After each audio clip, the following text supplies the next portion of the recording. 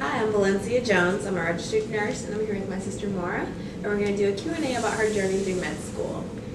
So go ahead and give a brief introduction, Mara. Okay, so I'm Mara. I'm a fourth-year medical student in Louisiana. For undergrad, I went to Xavier University in New Orleans, and I majored in biology pre-med, and I plan to go into OBGYN. All right, good. So first question, how do you currently balance medical school with your personal life? So I think the biggest thing for balancing, med school and your personal life is to make sure you, one, buy a really nice planner so that you can make a really nice schedule and kind of plan out your days, and make sure you add in time for, self-care, to spend time with your significant other. So what I like to do is I like to study for a certain amount of hours, and then I will call my significant other for a brief study break, and then also I kind of reward myself at the end of the day with like talking to him, hanging out with him for a couple hours. And then on the weekend, I was able to really kind of get up early, and I would get a head start, study early, and then by noon I would call it quits, and I would spend the rest of the day hanging out with my friends or doing things that I wanted to do.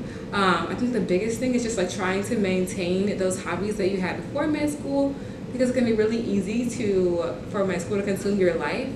And so I would just encourage everyone to try to make a schedule and really stick to those time management skills. And it's okay if your schedule has, to be adjusted here and there. You'll eventually figure it out. And I think, each year, each semester even, will require you to kind of give it a test run and figure out how to achieve that balance, because every semester is different. All right, so tell us a little bit about your study style. So my study style, I'm a very visual learner, so I primarily like to go through the PowerPoints 2 to 3 times before the exam. I also will read like supplemental material if I need more detail, and then I also like to go over my handwritten notes a lot. I take notes in class. I'm pretty much a class goer.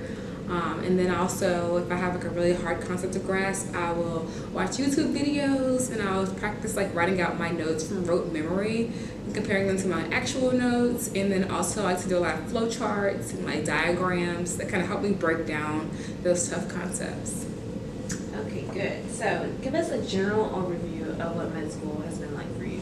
So, general overview of med school. So, the first 2 years are our preclinical years. So, primarily we're in the classroom studying. We're doing like anatomy, a lot of anatomy lab, biochem, so your basic science courses. Then our second 2 years of med school, we spent most of our time in the hospital. So, we spent a lot of time, so on surgery, you're getting to 4 o'clock in the morning. On psych, you're getting there maybe a little later, around 8. So it kind of varies. You kind of adjust to a new team and a group of attendings each block. And then you also have the new challenge of trying to figure out how to work long hours while also studying for your shelf exams. And so that also requires a little bit of rebalancing your life.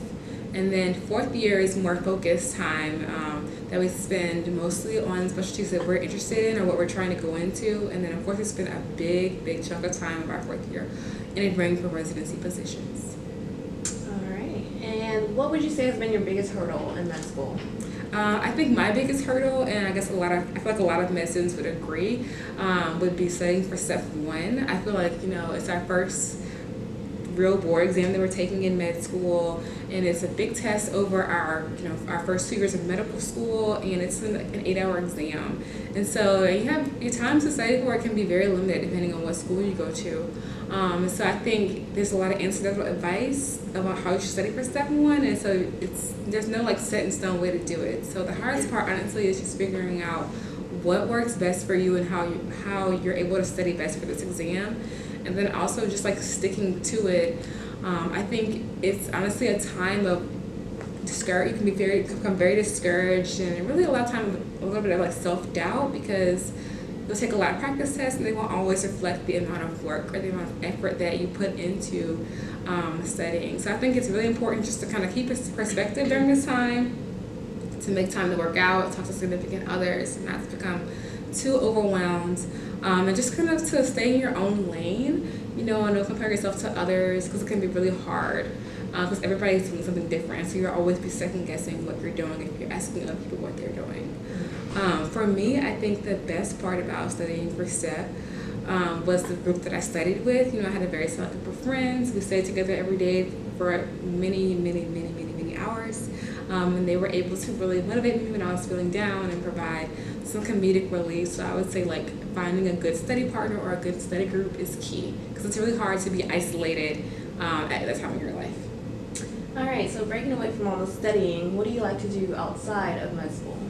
So outside of med school, I like to hang out with Bella, the dog that lives with us. I take her to dog parks, hang out with my friends and family, significant others. We like to do brunch a lot because it's New Orleans and we have great brunches. We love to travel. Recently went to Puerto Rico. I'm going to be going on a lot of trips in the spring, you know, the last hurrah before graduation. I like to watch Netflix like everybody else, and Hulu. And that's pretty much it.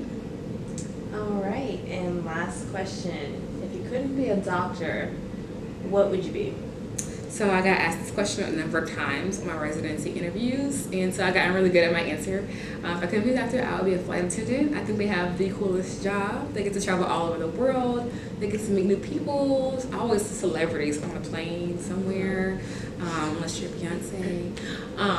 And you get to, I love landing. I love taking off. You get to wear a really cute outfit, and you get to fly for free. It's just like a lot of great perks. So I think, you know, maybe my next flight, I'll be a flight attendant. All right, great. Thank you for your insight, Maura. Thank you.